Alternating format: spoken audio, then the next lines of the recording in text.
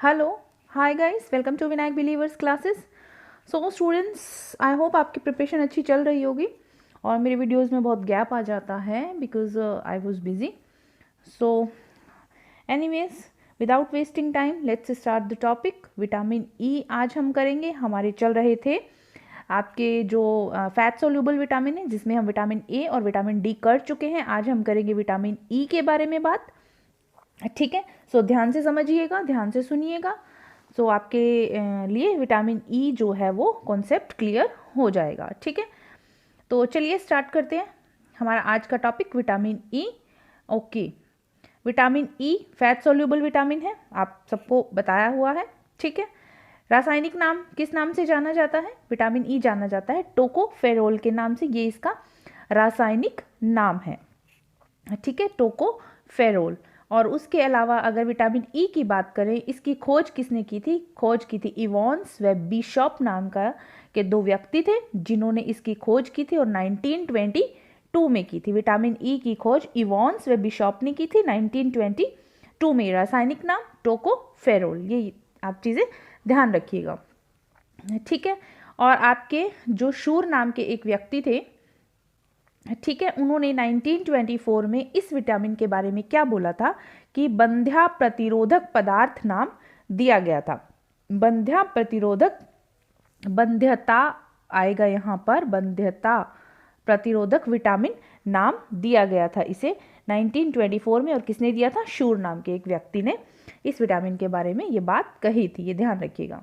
Okay, next पढ़ते हैं vitamin जो ई है उसके प्रकार की बात करें, अगर टाइप्स की बात करें तो टोकोफेरोल जो इसका रासायनिक नाम है, ठीक है, वही इसका एक प्रकार है टोकोफेरोल, जो कि अगर इसकी बात करें तो ये क्या है? अत्यधिक क्रियाशील है, मीन्स कि ज़्यादा एक्टिव। टोकोफेरोल जो इसका फॉर्म है यही है।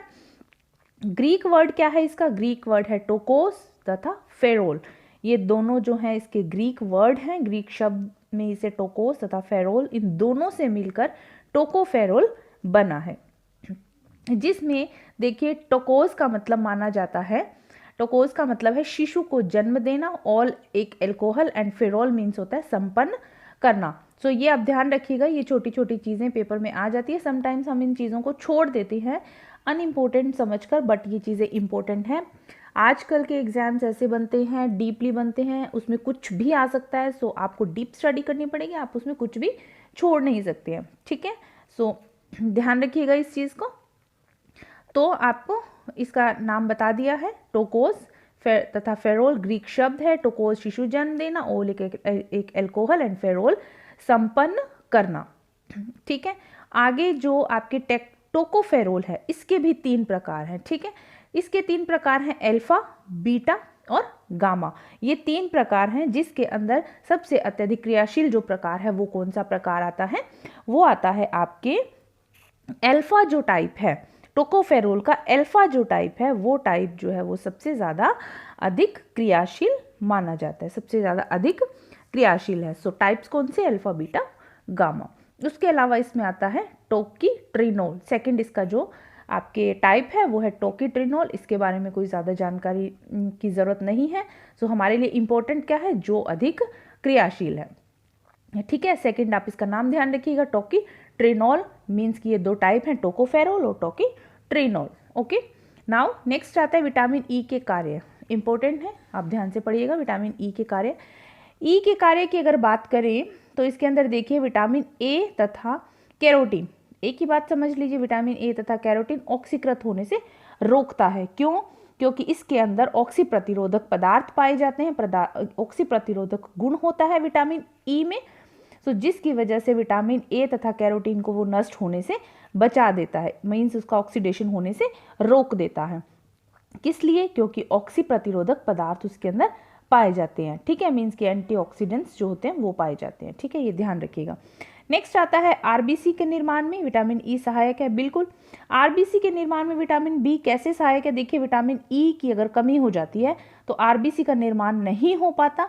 क्या होता है? ये जो आरबीसी होती हैं इनका साइज जो है वो अपने नॉर्मल साइज से बड़ा हो जाता है। जब ये बड़ा साइज हो जाता है इसको बोलते हैं माइक्रोसाइट्स।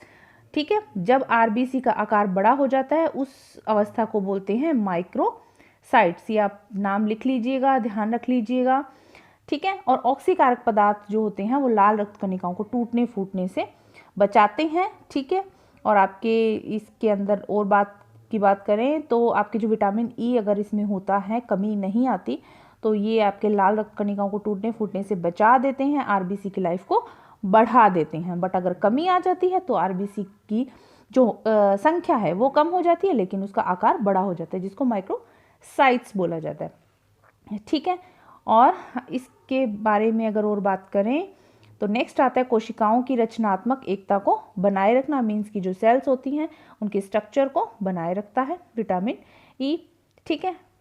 इम्पोर्टेंट काम देखिए, इम्पोर्टेंट में आता है आपके इसके प्रजनन में सहायक है, ठीक है। ये है आपके प्रजनन में सहायक है। विटामिन ई को आपको मैंने बताया था बंध्यता प्रतिरोधक पदार्थ नाम दिया था शूर ने 1924 में।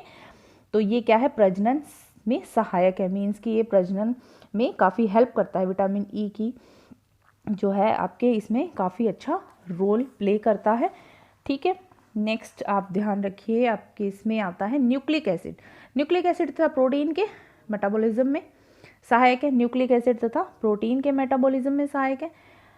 और क्यों सहायक है, क्योंकि विटामिन ई जो है हिम प्रोटीन के संश्लेषण में सहायक होता है। हिम नाम का जो प्रोटीन होता है हीमोग्लोबिन के अंदर, उसके संश्लेषण में ये क्या है, सहायक है, ठीक है। यकृत को विषैले पदार्थों से सुरक्षा प्रदान करता है, मीन्स कि लिवर के अंदर जो भी विषैले पदार्थ होते हैं, जैसे कि उन विषैले पदार्थों का नाम होता है आपके कार्बन टेट्राक्लोराइड, ठीक है। कार्बन टेट्राक्लोराइड जो है वो विषैले पदार्थ होते हैं और उनसे क्या करता है, ये सुरक्षा प्रदान करता है लिवर में जो विषैले पदार्थ होते हैं, जिनको कार्बन टेट्राक्लोराइड बोला जाता है, ठीक है। लैंगिक हार्मोन, कोलेस्ट्रॉल, विटामिन डी की उपस्थिति से ये प्रभावित होता है, ठीक है। नेक्स्ट चलते हैं, इसमें विटामिन ई की कमी के प्रभाव देखिए। विटामिन ई की कमी से प्रजनन क्षमता में कमी आ जाती है। विटामिन ई की अगर कमी आ जाती है तो प्रजनन क्षमता में कमी आ जाती है, क्योंकि इससे क्या होता है कि बॉडी के अंदर पॉली अनसैचुरेटेड फैटी एसिड्स जो होते हैं वो बढ़ जाते हैं और विटामिन ई की कमी हो जाती है, जिस वजह से क्या होते हैं आपके प्रजनन क्षमता में कमी, मीन्स कि आपके यौन हार्मोन जो होते हैं इम्बैलेंस हो जाते हैं। पुरुषों में जो मेल्स होते हैं उनमें स्पर्म्स जो प्रोड्यूस करने वाली जो सेल्स होती हैं वो नष्ट हो जाती हैं, जिसकी वजह से प्रजनन क्षमता में कमी आ जाती है, ठीक है। और कमी विटामिन ई की कमी होती कब है, जब शरीर के अंदर पॉली अनसैचुरेटेड फैटी एसिड्स बढ़ जाते हैं, ठीक है, तभी विटामिन ई की कमी हो जाती है, ध्यान रखिएगा। और प्रजनन क्षमता में कमी कब होती है, जब विटामिन ई की कमी हो गई तो आपके जो यौन हार्मोन होते हैं असंतुलित हो जाते हैं, मेल्स में स्पर्म्स जो है वो प्रोड्यूस करने वाली जो सेल्स होती हैं वो नष्ट हो जाती हैं, ओके। नेक्स्ट आता है यकृत का नेक्रोसिस। यकृत का नेक्रोसिस से क्या मतलब है, विटामिन ई की कमी से जो लिवर होता है उसके अंदर विषैले तत्वों का जमाव हो जाता है और जो लिवर की हिपैटिक सेल्स होती हैं, मीन्स की कोशिकाएं जो होती हैं वो क्या हो जाती है, नष्ट हो जाती हैं। और लिवर की जो हिपैटिक सेल्स का नष्ट होना उसको बोलते हैं यकृत का नेक्रोसिस। और मैंने आपको बताया था लिवर के अंदर जो विषैले पदार्थ जमा हो जाते हैं वो कौन से होते हैं, कार्बन टेट्राक्लोराइड। अगर ये इनका जमाव हो जाता है तो जो लिवर की सेल्स होती हैं वो नष्ट होती हैं, उनको हिपैटिक सेल्स बोला जाता है। तो ये सेल्स जो है नष्ट होने पर आपके यकृत का नेक्रोसिस ये वर्ड यूज़ किया जाता है, ठीक है। Erythrocytes haemolysis. एरिथ्रोसाइट्स हिमोलाइसिस क्या होता है आपके, इसमें आरबीसी जो होती है, आरबीसी मीन्स की रेड ब्लड सेल्स जो होती हैं वो जल्दी टूटती हैं, ठीक है। और जो बोन मैरो होती है वो जो है आरबीसी का निर्माण शीघ्रता से नहीं कर पाती और होता क्या है फिर एनीमिया, ठीक है।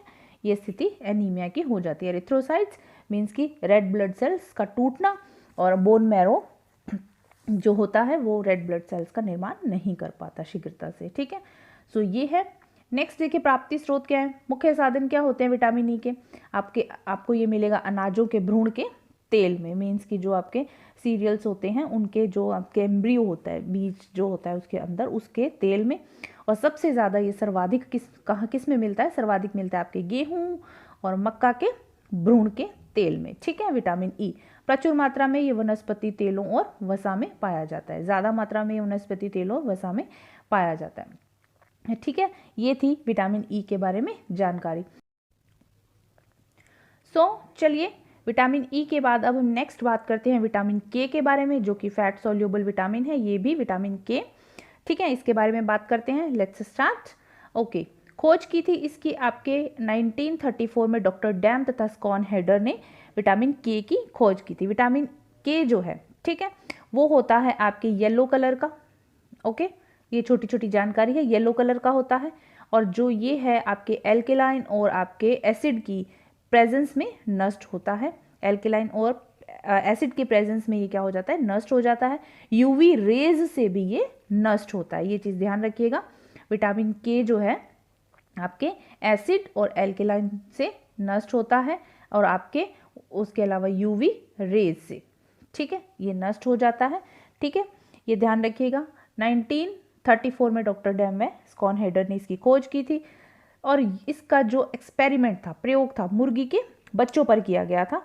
इसको रक्तस्राव प्रतिरोधक विटामिन भी बोला जाता है। और ये इसका विटामिन के जो नाम था वो कब दिया गया था, विटामिन के नाम दिया गया था 1935 में। इसकी खोज हुई थी 1934 में और विटामिन के नाम दिया गया था 1935 में। रक्तस्राव प्रतिरोधक विटामिन मीन्स की ब्लड क्लॉट करने के लिए जो जरूरी विटामिन होता है वो है रक्त के स्राव को रोकने वाला विटामिन। ठीक है, नेक्स्ट चलते हैं हम प्रकार के बारे में। इसके प्रकार के बारे में अगर बात करें तो इसके 2 प्रकार हैं। फाइलोक्विनोन जिसकी खोज की थी डॉजी ने, और फाइलोक्विनोन जो इसका टाइप है वो पाया जाता है आपकी हरे पत्तेदार सब्जियों में। ठीक है, फाइलोक्विनोन जो है विटामिन के का पहला प्रकार है, हरी पत्तेदार सब्जियों में पाया जाता है। फाइलोक्विनोन जो है ये बनता है आपके जो सिंथेसिस आइसोफाइटोल व 1 अमीनो डाइओन से। ठीक है, ये इसका स्ट्रक्चर है बेसिकली। ठीक है, ये आप ध्यान रखिएगा। और सेकंड आता है इसका प्रकार जो है फ्रैंक्विनोन।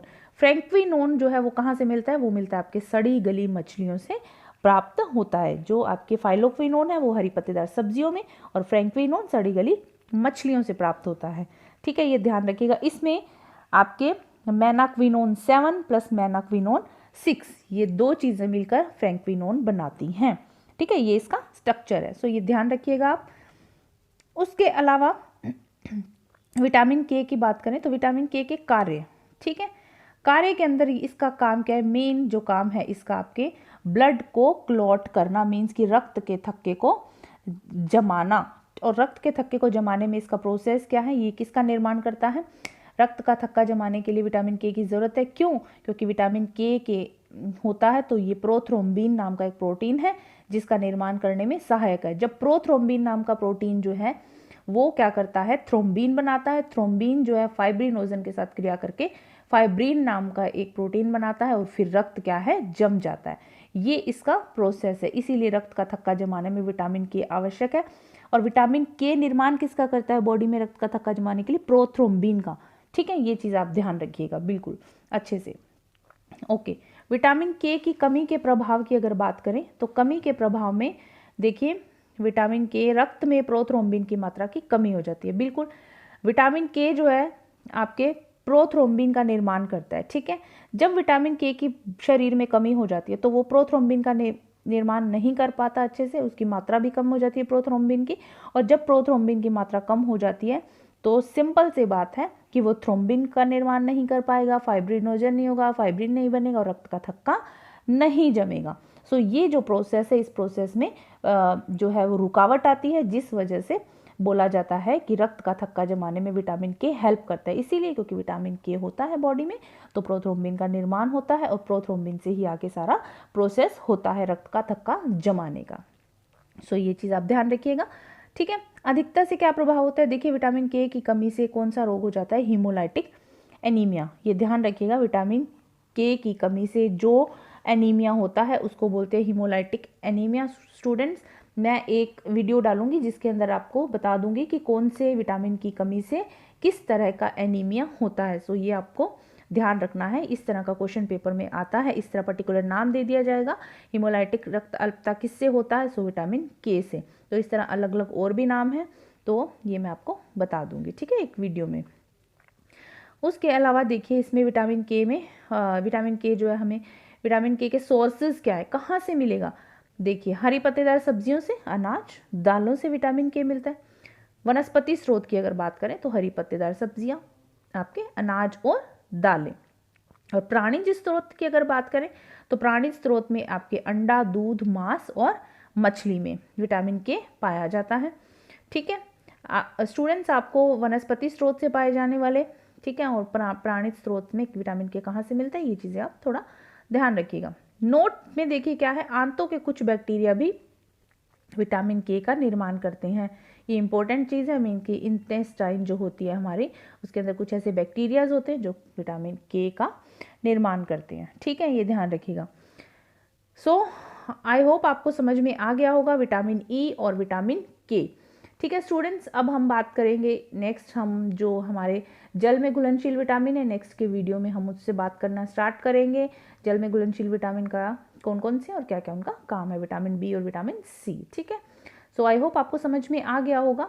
आप एक दो बार वीडियो देखेंगे, आपको याद हो जाएगा। Thank you so much for watching my video. बने रहिए मेरे साथ। वीडियो अच्छा लगे लाइक शेयर सब्सक्राइब करना नहीं भूलेगा। अपने साथ साथ दूसरों की भी हेल्प कीजिए, वीडियो शेयर कीजिए ताकि उनको भी एग्जाम में हेल्प मिले। तो thank you so much, God bless you all, bye.